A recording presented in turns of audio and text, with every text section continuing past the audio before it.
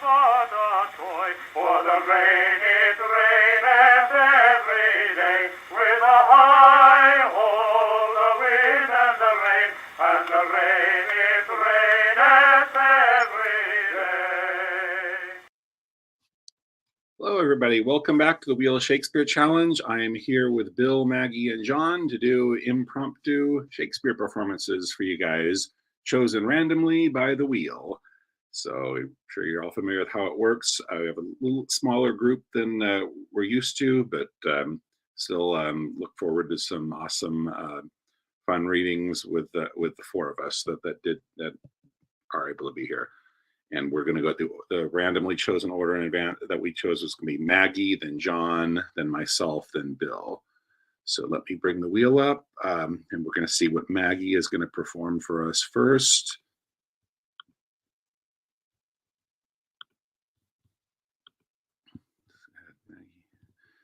Okay, so we are spinning for Maggie. The wheel will choose a random. How sharper than a serpent's tooth. So the monologue that it actually ends with that famous line. So okay, give me a second.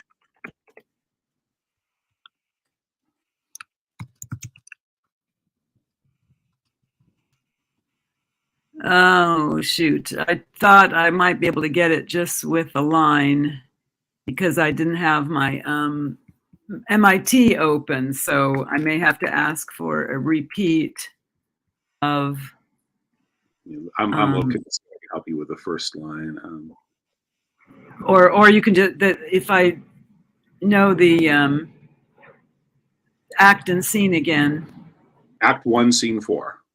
Act 1, Scene 4. Okay.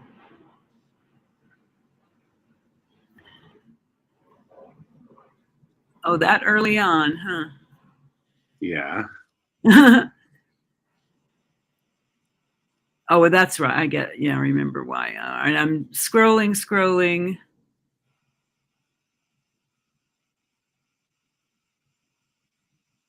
Let's see. Well, it's a long scene. Yeah. I think, let's see.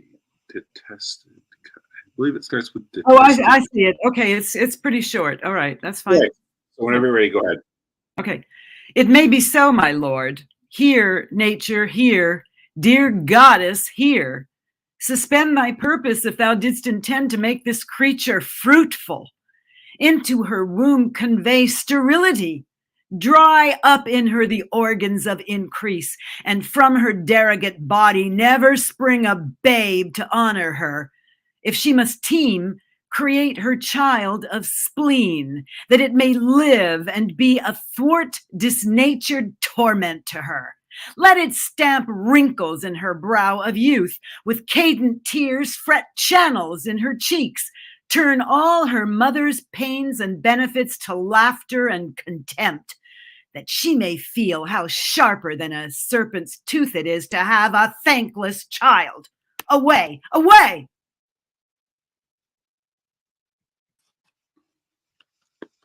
Okay. Nice. So John is now up. You just made it before we started. So we're glad you showed up, and you're going to be doing one, and I'm on deck. I'll go after he does whatever the wheel chooses for him right now, which is what will you started? That's Richard the Third. Margaret from Richard the Third, Act 1, Scene 3.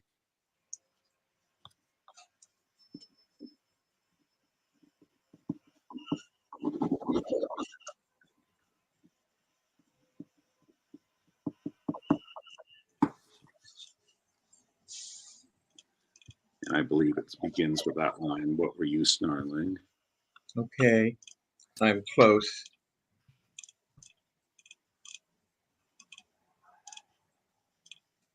So whenever you're ready, go. Okay.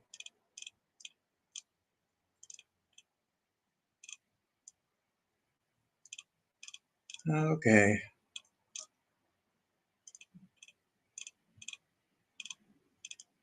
Okay, this is also a long scene, so should be there momentarily. Oh, brother. Okay. Um,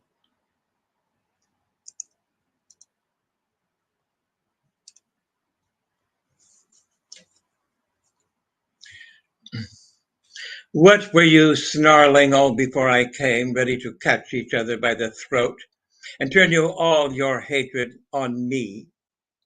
Did York's dread curse prevail so much with heaven? Then Henry's death, by lovely Edward's death, my lovely Edward's death, their kingdom's loss, my woeful banishment could all but answer for that peevish brat. Can curses pierce the clouds and enter heaven? Why then give away dull clouds from quick to my quick curses? If not by war, by Serpy die your king, as ours by murder to make him a king. Edward my son, which now is Prince of Wales, for Edward my son, which was Prince of Wales, die in his youth by like untimely violence. Thyself a queen, for me that was a queen, outlive thy glory like my wretched self. Long mayst thou live to wail thy children's loss, and see another as I see thee now, decked in thy rights as thou art stalled in mine. Long die thy happy days before thy death, and after many lengthened hours of grief, die neither mother, wife, nor England's queen. Rivers and Dorset, you were standers by, and so wast thou, Lord Hastings, when my son was stabbed with bloody daggers. God, I pray him that none of you may live your natural age, but by some unlocked accident cut off.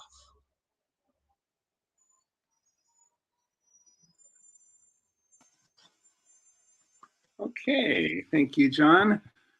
So now it's my turn. Bill is on deck. Myself and Bill will do a monologue, and then we'll spin for some scenes for the four of us to do for you guys. Okay, so I'm going to do.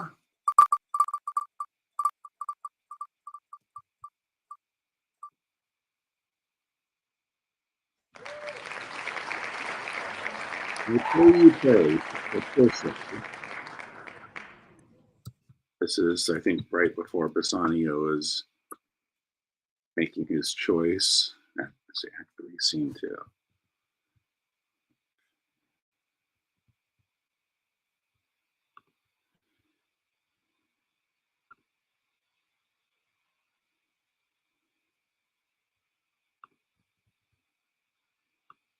Oh, the bird getting in. Okay.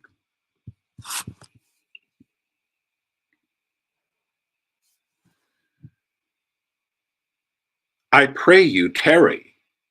Pause a day or two before you hazard, for in choosing wrong I lose your company. Therefore forbear a while. There's something tells me, but it is not love, I would not lose you. And you know yourself, hate counsels not in such a quality. But lest you should not understand me well, and yet a maiden hath no tongue but thought, I would detain you here some month or two, before you venture for me. I could teach you how to choose right, but I am then forsworn. So will I never be. So may you miss me. But if you do, you'll make me wish a sin, that I had been forsworn. Beshrew your eyes, they have overlooked me and divided me. One half of me is yours, the other half yours, mine own, I would say. But if mine, then yours, and so all yours. Oh, these naughty times put bars between the owners and their rights. And so, though yours, not yours, prove it so. Let fortune go to hell for it, not I. I speak too long, but 'tis to pease the time, to eke it and to draw it out in length, to stay you from election.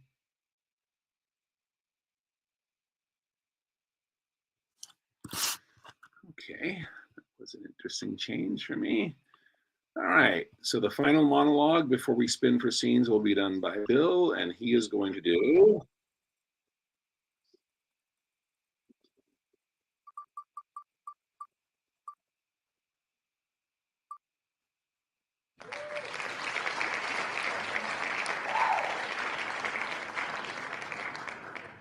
Oh, the Act Two. Okay, Act Two prologue of Romeo and Juliet.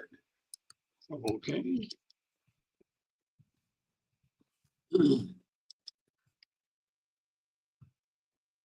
All right, that was easy to find. Yeah, right. Go right at the beginning of the act. Okay, so whenever you're. Now old desire doth in his deathbed lie, and young affection gapes to be his heir. That fair for which love groaned for and would die with tender Juliet matched is now not fair. Now Romeo is beloved and loves again, alike bewitched by the charm of looks. But to his foe supposed he must complain, and she steal love's sweet bait from his fearful hooks. Being held a foe, he may not have access to breathe such vows as lovers used to swear. And she, as much in love, her means much less, to meet her new beloved anywhere.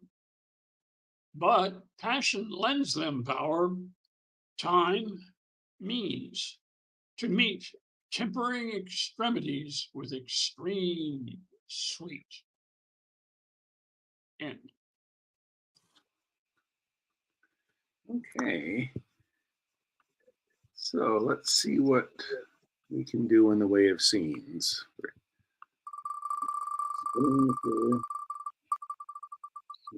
We've got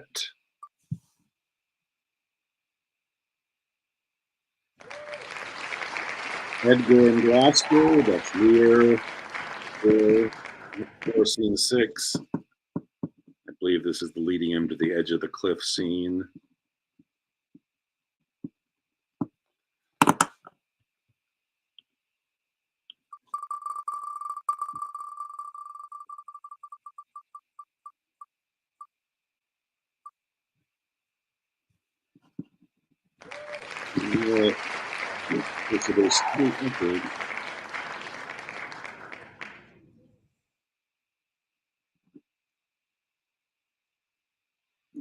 There's only 4. I'm going to spin again because this is only there's only 4 of us.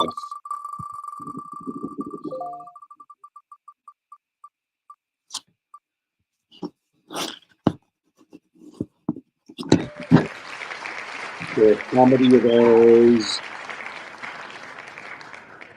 Act 2, Scene 1, Adriana and Luciana. Okay, so the 4 roles for the 4 of us to choose from are Edgar, Gloucester, Adriana, and Luciana from King Lear and Comedy of Errors, respectively. So Bill gets first choice of those. What would you like? Edgar, please. Edgar. Okay. And I'll do Gloucester. So you and I will do that first one. So John and Maggie are going to do Adriana and Luciana. Which one do you want, John? I guess Lucy. Are they both ladies? They're both ladies, yeah. Luciana. Oh, well, I have no idea. Okay, Luciana. I'll tell you what. If Maggie would like to choose one, I can take the other. I'll let Maggie choose for you. Maggie, I was actually hoping you would, so that I wouldn't have to. But I think I'll take Luciana. Okay, so you'll be Luciana, and John will be Adriana. Okay, so first myself and Bill are going to do Edgar and Gloucester. Give me a second to create the banner for that and find it.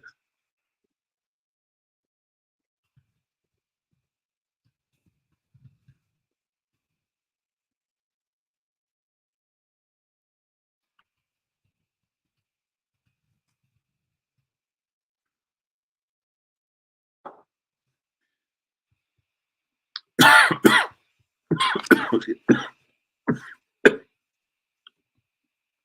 me.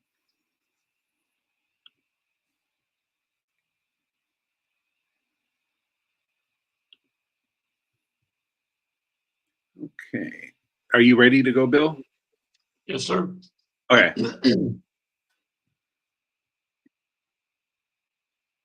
When shall we come to the top of that same hill? You do climb up it now. Look how we labor. Methinks the ground is even. Horrible steep. Hark! Do you hear the sea? No, truly. Why, then your other senses grow imperfect by your eyes' anguish. So may it be indeed. Methinks thy voice is altered, and thou speakst in better phrase and matter than thou didst. You're much deceived. In nothing am I changed but in my garments. Methinks you're better spoken.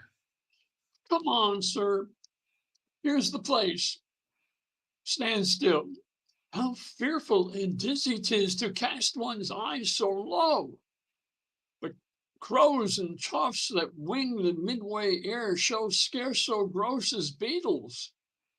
Halfway down hangs one that gathers samphire, dreadful tribe. Methinks he seems no bigger than his head. The fishermen that walk upon the beach appear like mice. And young, tall, anchoring bark diminished to her cock a buoy almost too small for sight. The murmuring surge that on the unnumbered idle pebbles chafes cannot be heard so high. Look no more, lest my brain turn and the deficient sight topple down headlong. See me where you stand. Give me your hand. You are now within the foot of the extreme verge. For all beneath the moon would I not leap upright. But go, my friend. Here, friends, another purse. In it a jewel well worth the poor man's taking. Fairies and gods prosper it with thee. Go thou farther off, bid me farewell, and let me hear thee going. Now fare you well, good sir. With all my heart. Why do I trifle thus with his despair? It is done to cure it. O you mighty gods, this world I do renounce, and in your sight shake patiently my great affliction off. If I could bear it longer and not fall to quarrel with your great, opposeless wills, my snuff and loathed part of nature should burn itself out. If Edgar live, God bless him. Now, fellow, fare thee well. Gone, sir, farewell. And yet I know not how conceit may rob the treasury of life when life itself yields to the theft. Had he been where he thought by this, had thought been past, alive or dead. Oh, you, sir, friend, hear you, sir, speak. Thus might he pass indeed, yet he revives. What are you, sir? Away and let me die. Hadst thou been aught but gossamer, feathers, air, so many fathom down precipitating, thou'st shiver like an egg, but thou dost breathe. Hast heavy substance, bleedest not, speakest, art sound. 10 masts at each make not the altitude which thou hast perpendicularly fell. Thy life's a miracle. Speak again. But have I fallen or no? From the dread summit of this chalky bourne, look up a height. The shrill gorged lark so far cannot be seen or heard. Do but look up. Alack, I have no eyes, and wretchedness deprived that benefit to end itself by death.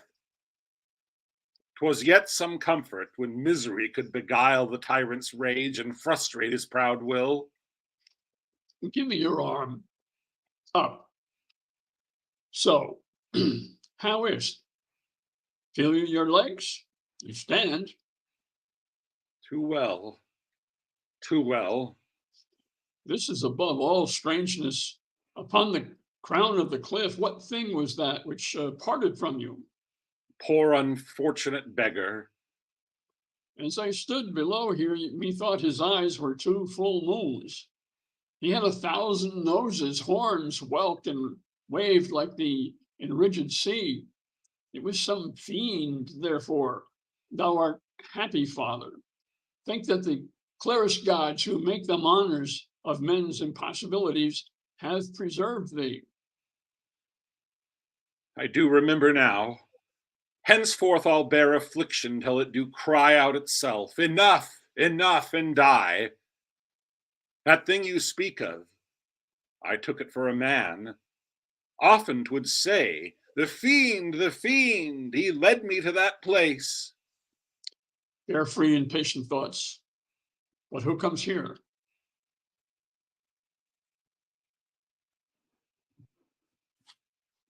Okay, thanks, Bill. Okay, so now John and Maggie are going to do the comedy of errors scene. Have you both found your scene? Yes. I have, it's actually only a portion of the scene. Yeah. The whole scene is a lot more involved. Okay. I'm not sure how long it's, but I just wanted to mention before you start, this is based on the way it's only 23 minutes in, because there's only 4 of us and we all got relatively short monologues. So just we'll do this scene. We did the monologues and the scenes, but if people are interested in doing another round of monologues, I'm game. But if you want to go after this, go ahead. But just so you know, once this is over, I'm up for another round of monologues if other people want to stay for that. So. Well, my answer to that is, do little bears make poops in the woods? Yes, I'll stay. Okay. Yeah, so, me too. All right, so we'll do the scene and then we'll do another round of monologues. So whenever you two are ready, go ahead. Okay.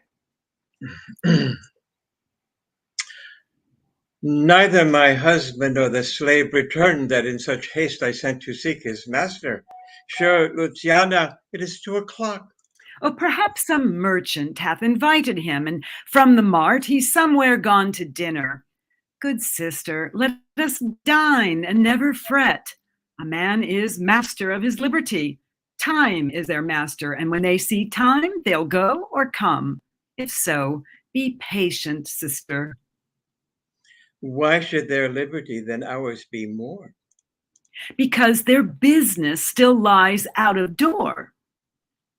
Look, when I serve him so, he takes it ill. Oh, no, he is the bridle of your will. There's none but asses will be bridled so. Why, headstrong liberty is lashed with woe. There's nothing situate under heaven's eye, but hath his bound in earth, in sea, in sky. The beasts, the fishes, and the winged fowls are their males' subjects and at their controls. Men, more divine, the master of all these, lords of the wide world and the wild watery seas, endued with intellectual sense and souls, of more preeminence than fish and fowls, are masters to their females and their lords. Then let your will attend on their accords. This servitude makes you to keep unwed. Not this, but troubles of the marriage bed. But were you bedded, you would bear some sway. Ere I learn love, I'll practice to obey. How if your husband starts some other where? Till he come home again, I would forbear. Patience unmoved, no marvel though she pause. They can be meek that have no other cause. A wretched soul bruised with adversity, we bid be quiet when we hear it cry. But were we unburthened with like weight of pain, as much or more would we ourselves complain. So thou, that hast no unkind mate to grieve thee, with urging helpless patience wouldst relieve me. But if thou to live to see the right bereft, this foot-begged patience in thee will be left. Well, I will marry one day, but to try. Oh, here comes your man. Now is your husband nigh. Say, is your tardy master now Wait, all? we're done because Yeah, then okay. a bunch of other people come in. Got it. Thanks. Okay, yeah, we all got short monologues, and we had short scenes too. So it totally makes sense that we should do another round of monologues before we call it quits for the day. So back to Maggie for the first monologue of round 2 of monologues. Maggie's gonna do, and then John, you're on deck. You'll go after Maggie does. Yep. God's good at keeps me mad. Okay, 3-5. Yeah. Toward the end when yes, he doesn't plays. So whenever you're ready, Juliet. Yeah, it'll take me a second. I'm going. I got to Romeo and Juliet 3-5. Oh yeah, this is a hot-headed scene. I mean, for Capulet. Let's see. Scrolling.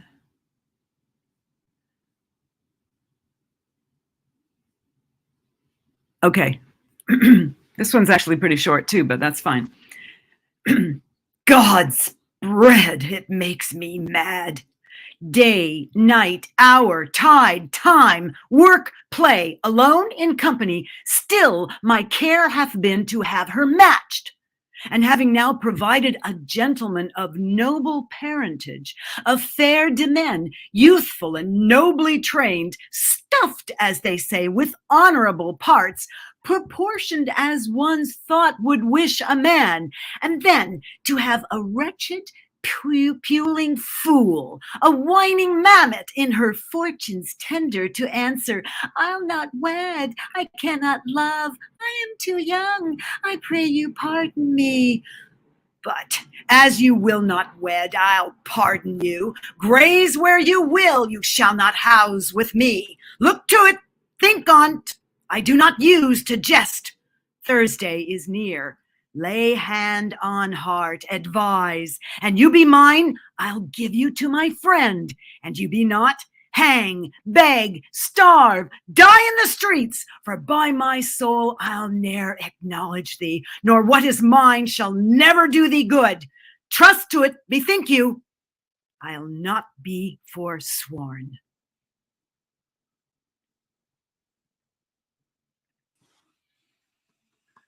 Okay, great. So, John, you're up for your second monologue, and you're going to do.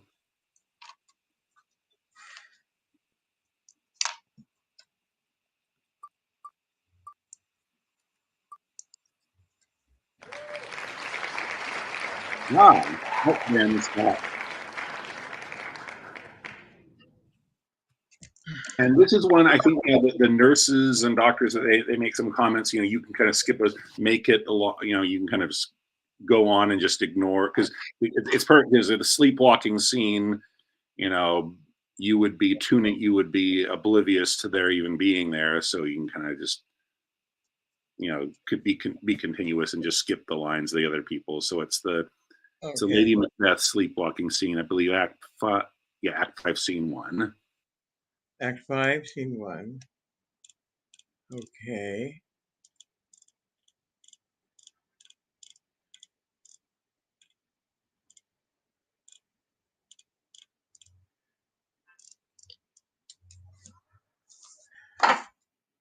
Out, damned spot! Out, I say. 1, 2. Why then, 'tis time to do it. Hell is murky. Fie, my lord, fie, o'er soldier and afeard. What need we fear who knows it when one can call our power to account? When none can call our power to account, yet who would have thought the old man to have had so much blood in him? The Thane of Fife had a wife. Where is she now? What will these hands there be clean? No more, oh that, my lord, no more, oh that, you mar all with this starting.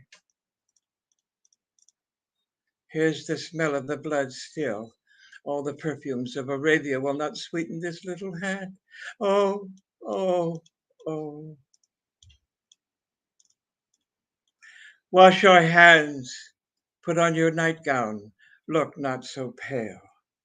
I tell you yet again, Banquo's buried, he cannot come out on's grave. To bed, to bed. There's knocking at the gate. Come, come, come, come, give me your hand. What's done cannot be undone. To bed, to bed, to bed.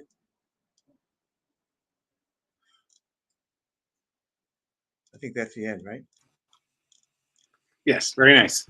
Okay, so my turn now, and then Bill.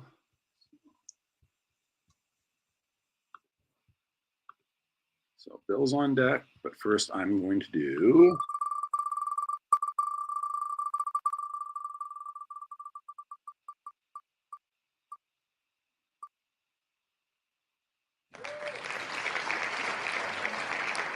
These are the flavorings of jealousy. Looks like the fickle wheel. It's like just about everybody is being cast by the wheel against gender today. In fact, these are the Midsummer Night's Dream, Act 2, Scene 1.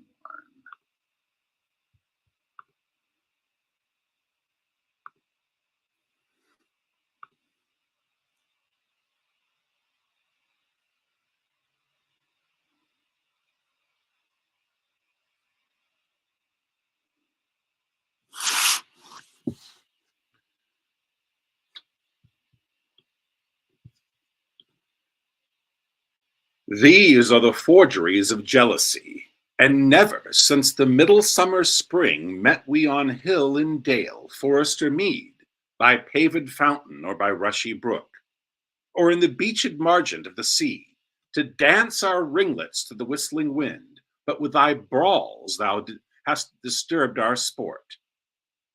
Therefore, the winds piping to us in vain, as in revenge, have sucked up from the sea contagious fogs, which falling in the land, have ever pelting river made so proud that they have overborne their continents. The ox hath therefore stretched his yoke in vain, the ploughman lost his sweat, and the green corn hath rotted ere his youth attained a beard. The fold stands empty in the drowned field, and crows are fatted with a murrian flock. The 9 men's morris is filled up with mud, and the quaint mazes in the wanton green, for lack of tread, are undistinguishable. Human mortals was their winter here. No night is now with him or carol blessed. Therefore the moon, the governess of floods, pale in her anger, washes all the air, that rheumatic diseases do abound. And thorough this distemperance we see the seasons after. Hoary-headed frosts far in the fresh lap of the crimson rose, and on old Heim's thin and icy crown, an odorous chaplet of sweet summer buds is as in mockery set. The spring, the summer, the chiding autumn, angry winter, change their wonted liveries, and the mazed world by their increase now knows not which is which. And the same progeny of evils comes from our debate, from our dissension. We are their parents and original.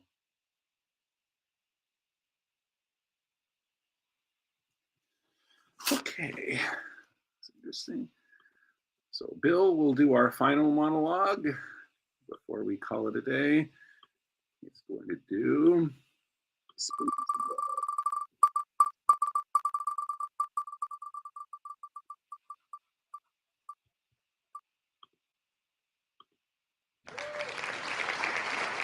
Glorious, regular layer keys, broad abroad for shame.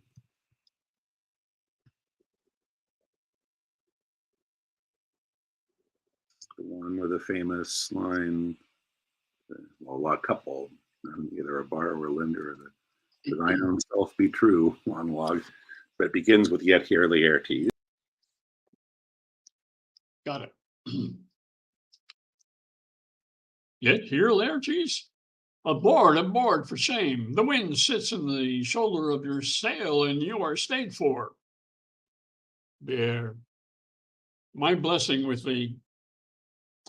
And these few precepts in thy memory see thou character. Give thy thoughts no tongue, nor any unproportioned thought his act. Be thou familiar, but by no means vulgar.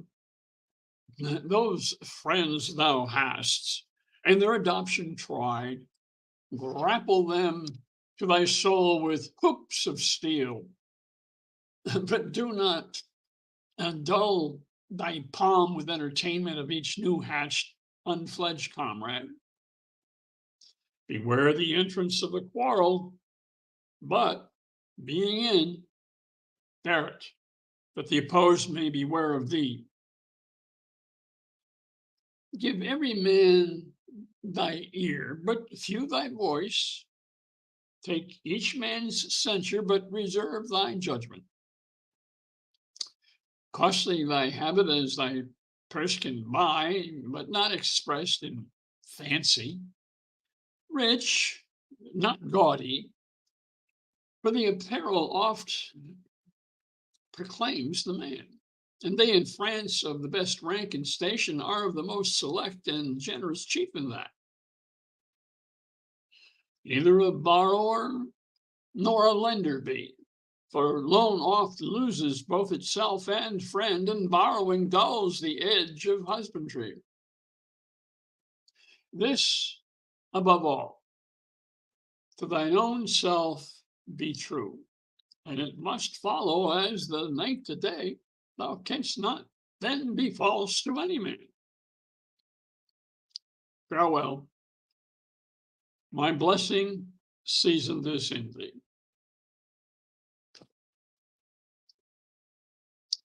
And see. Okay, great. So thank you everybody for joining us today. Great performances. Quick announcement for myself. I mentioned this before, but it is Monday is the first 2 episodes of Green Girl Diaries will be available here on YouTube. Not on my channel. It's Gargoyle Media is the channel. I encourage people to subscribe to that channel, or you'll see that web series that I'm in. But I will definitely post links to it here on my YouTube channel and my other social media, so people can check that out. And regarding announcements, I believe both Maggie and Bill have something about a performance of Macbeth. Did the two of you want to make an announcement about that before we end the stream for today? Well, I'll just say I'm in it, and I think I mentioned it before, but it's local. It's not being streamed or filmed as well. Okay. The director's husband might do one just for the actors to see themselves, because we've never seen the whole play ourselves. That's all. Okay. Well, thank you. Sorry, Bill, you had an... Yeah, I was just an audience member, and I thought it was fantastic. And so if anybody can get to Escondido, if that's within your range, definitely check it out. It's really good. Okay, great. So thank you, everybody, for those who performed with us and those who watched. See you the next time on Wheel of Shakespeare Challenge, same Bard time, same Bard channel. Take care. Bye, everybody.